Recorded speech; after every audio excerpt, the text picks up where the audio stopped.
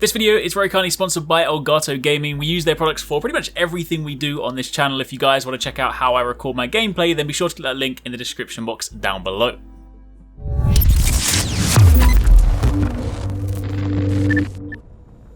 Hey, what's going on guys? Arekkz here, welcome back to another video for Borderlands 3, and today I want to talk new legendary weapons. The very first story DLC, Moxxi's Heist of the Handsome Jackpot, has just gone live, which means we have a new area to explore, new quests to do, new loot to farm, and of course, new legendaries to pursue. Thanks to the guys over at 2K, I've already had a chance to run through and check this out. It is incredibly good fun, there's lots of cool stuff you guys will look forward to, but in this video, I want to take a look at the legendary world drop weapons. What I mean by that is, of course, the items that drop just simply by playing through. There are a couple of legendaries in this that are linked specifically to certain activities, which I'll be covering in a separate video. But for the time being, these are all the legendary weapons that can simply drop by playing. They can drop from the random mobs, they can drop from bosses. They don't appear to have any particularly fixed location. Some of them may have a higher chance of dropping from bosses, but generally speaking, just by playing the DLC, these can drop. We've got pretty much all of these just through random drops, and this is currently all the weapons that fall within that category. There will also be one shield in this just because that's also a drop, and I figured it would just be good to throw in here. I will be covering the class mods, however, in a separate video because they are also incredibly awesome. Anyway, turning our attention to the weapons, the very first one for the boomers out there, you have the Boomer, which is a dull SMG. Comes in different forms. There is the base standard one, which is like the train boomer. I also got a anointed version, the adapting relentless boomer, that has actually a slightly smaller magazine, but principally they all behave the same way. This is a fast firing SMG that fires out explosive bullets. You have the option of switching between full auto and burst fire, so depending of course how you like to fire your bullets, how you want to engage your targets, but primarily this is just fast firing explosions. That is basically all there is to it. You're going to be piling bullets into the enemy, seeing them explode, and I mean, I will admit it didn't necessarily seem to do a huge amount of damage. It may have better use or better value or better application with, say, like an explosive focused build, maybe around Mo's, but for the time being, that's what it does. Moving on from there, we then have a very, very cool weapon, probably one of my favourites in the DLC so far, and that is the Dueling Lucky 7, or the Lucky 7. This is a Jacob's pistol, and this has a very, very unique perk to it. See, the way this one works is that when it reloads, you basically spin the slots. You fire your bullets, and you reload, and you'll see for a very, very short space of time. It flashes up very quickly, so, you know, I'll freeze frame here just so you guys can see it. But basically, when you reload, you see all the bullets depicted by these icons. Now, if you see nothing but trash cans, it basically just means you have regular bullet fire. However, there is also the potential, and this happens quite frequently, to see different icons listed in these slots. And when you get different icons, it influences the way the bullets behave. You have bullets that can be explosive, bullets that can ricochet, bullets that can be amped and bounce between people, bullets that will instead fire out in bursts as opposed to single fire. There's actually quite a lot of things that you can do, and to be clear, when you see one icon show up in the magazine, that doesn't pertain to that one bullet. So it's not like, say, a Hawk Moon kind of thing where it's a special bullet in the magazine and every single other bullet is different. Think of the UI more so depicting the way the bullets will behave in that set of shots. So basically, if you have one icon and the rest are trash cans, all the bullets are still going to behave based on that one icon. But the reason there's multiple is because you can get stacking effects. So you might just get one icon that's like explosive bullets, one icon that is rapid fire bullets, but then you might also get two rolling at the same time, so you then get rapid fire explosive bullets, or you might get like three where it's like rapid fire ricochet exploding bullets. So there's a lot of potential here. Obviously it is very RNG based, but being a Jacob's pistol, fast firing, very good weapon. Just in general, I quite like this one. Damage doesn't necessarily seem to be quite the same as that of like some of the other top tier Jacob's weapons, but regardless, I'm having a lot of fun with this one. I've actually worked this into my main loadout, I'm using it quite a bit myself, and the kind of random nature of it just makes it a lot of fun to use. So this is for sure a worthwhile pickup.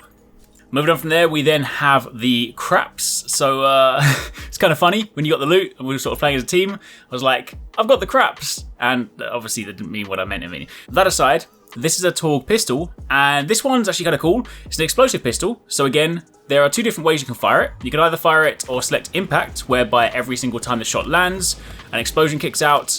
Alternatively, you can switch over to sticky, and you then fire at the bullets, and once you fired out all 5, they explode together. This one's kind of special because it does still carry an element, so you have explosions and elements, so you can kind of kill two birds with one stone. This one has radiation, paired with the explosive shots. So basically, an explosive pistol. Next up we have the Heartbreaker. This is a Hyperion shotgun, and when you actually use this in kind of functionality, it actually shoots in a very similar manner to, say, the Butcher. But this one, a couple of things worth noting for this. It does of course have the added benefit that when you take damage to the shield, the front facing shield of course being Hyperion, it does amplify your weapon damage. But more importantly, this one, it fires the bullets in like a little heart shape. It's kind of hard to see, and it does actually have some passive healing in the process. Doesn't necessarily seem to be the best, biggest damage weapon, but that's kind of sort of, you know, it's obviously the Moxxi angle, right? It's Heartbreaker, fires out heart bullets, in this case in corrosive element, and of course heals you a little bit in the process. You know, any kind of lifesteal is always pretty handy, so that is how it works. However, if you then switch over to the slow hand, this is another Hyperion shotgun, another new weapon, and this one also can roll in different elements. This one I have a fire version, I also have a cryo version, and this one basically just fires out big elemental shotgun explosions. Now the cryo one's actually quite nice because it slows enemies, you know, that's inherently a property of cryo, but the fact that it kind of dishes out these huge elemental explosions, they spread quite wide, they shoot quite far, so it's actually pretty good at like snagging quite a few targets. And of course if you pair it with you know, an elemental weakness using like say flame against flesh, then it just in general is a pretty high damage shotgun. You then have a dull sniper rifle called the Auto Aim, and much like the name suggests, no points for guessing, this effectively curves your bullets. In a similar way to how Atlas weapons can sometimes work, where you can fire tracking shots on and then when you fire the bullets it just sort of curves around.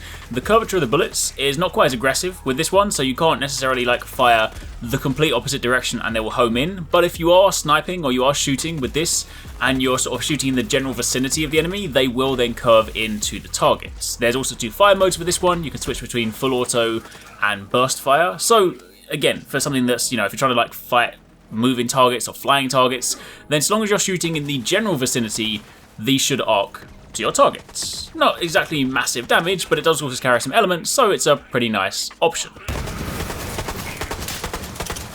Moving on from there, we then have the Ion Laser, a Maliwan SMG, and this one has a rather interesting property. Obviously being a Maliwan weapon, you can switch between different elements, so this particular one that I have has shock and radiation on it, and at first look, it kind of looks like one of those regular beam energy guns. You fire it out, and this persistent beam holds itself on the target, and you just do continual elemental damage. However, with this one, when you stop firing, it then fires out additional projectiles. So if you beam out very quickly, you won't really see much, but if you hold and maintain that laser, and you then stop firing, it then fires out additional projectiles, so you're basically kind of getting more for your money, if you will. You kind of, you know, you go to the point where you go to reload, and then while you're reloading, additional projectiles are fired out, so you might even be in a situation where you can just finish off a target, even if you run out of bullets. We then have another Hyperion weapon, another SMG. This time it is a gun called the Cheap Tips, and this one's got a kind of fun perk to it. So when you damage enemies, basically they drop these chips on the floor. These are sort of like blue coin icons, and if you run over them, you get a temporary 12-second weapon damage buff. This is depicted by a little red glow on the side of the screen, and then when you fire, obviously you get your damage increase. So you can see in this situation, if I fire the test dummy before I have the buff, and I then switch over to having the buff, you can see that increase. But what's interesting here is that increase can actually apply to any of your weapons. So provided you fire, cause the coins to drop, pick them up, you can then swap to a different weapon, something like this for example, an incredibly powerful weapon which we'll take a look at in a moment, then yeah, you can basically just use it to buff something else. So as weapons go, it's not necessarily the most powerful, it wouldn't necessarily be a primary weapon for me, but if you wanted to kind of get a cheeky buff at the same time, then, you know, fire out a few shots, grab those coins, and then you can run with it like that. After that, we then have a Torg rocket launcher called the Creamer, and this one, you'd be forgiven for kind of not exactly noticing what it does to begin with, especially if you are quite close to the target. But basically, this one, when you fire out a rocket, it then splits into 2 rockets, so provided you have a decent enough distance, then basically your rockets can spread out and attack multiple areas. Interesting perk, but I will say it's, of the available options, definitely not the rocket launcher you're going to gravitate towards. In fact, there are 2 incredibly cool rocket launchers in this DLC, and the Creamer doesn't quite make the cut. The one you do want to talk about is the Nukem. This is another Torg rocket launcher, and basically, it fires a nuke. I mean, that's literally all I need to tell you. You fire it out, this huge nuclear explosion happens, it's even got this crazy sound effect that just goes on for ages, and the fact that the gun looks like a little sort of nuclear sub. I like it a lot, it does a lot of damage, and especially if you pair it with like a nice splash damage build, nice kind of Moe's build, this is actually a very good offering.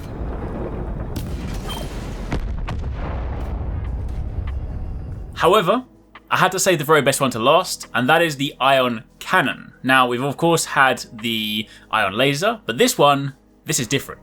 This is like kind of like a Spartan laser. That's how I sort of likened it. Basically, despite the fact that it is a rocket launcher, a Vladov rocket launcher, this one, you charge it up, and it's only when you let go of the trigger that it fires out. So you can hold it for a short period of time for a moderate damage charge. Meanwhile, if you hold it for the maximum length of time and you then fire it out, it does this huge, powerful energy explosion, and this hits for meaty numbers. When we were playing through the campaign, when we were playing through the DLC, a lot of targets just get completely annihilated in this, completely one-shot. However, there appears to be a sort of hidden mechanic for this one. It appears that with this weapon, when you fire consecutive shots, provided you keep getting the kills, it seems to keep increasing the damage of the weapon, to the point where we actually managed to land a whopping 5 million damage shot from this gun. The way that it works is that if you fire a shot and you kill the enemy, and you then go on to kill another enemy, it seems to progressively get stronger. If you miss a target, or you miss a kill, or you miss a shot, that gets reset. But if it doesn't, then it seems to just keep going up. There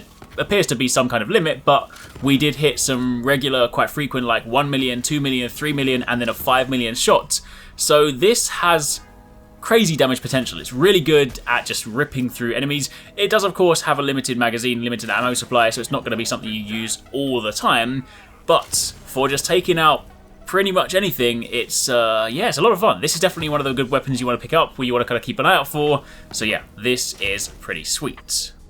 And then to round it out, as mentioned, I'm going to throw a shield in here because this is a shield that drops from the final boss. I won't say what that is just yet in case you guys haven't had a chance to run in and check it out. But this is, I'll admit, doesn't seem to be that useful. The perk for this is essentially that you have a 50% chance to reflect projectiles when you're shielded, and that goes up to 80% when your shield is broken. But I will say that in my time testing it, it doesn't seem to proc that frequently, and it doesn't really seem to be massively useful. So, you know, while on paper it sounds fun, I don't really think it's going to be a huge swap for, say, some of the other shields, especially given that, like, Maliwan Takedown gave us some really good shields.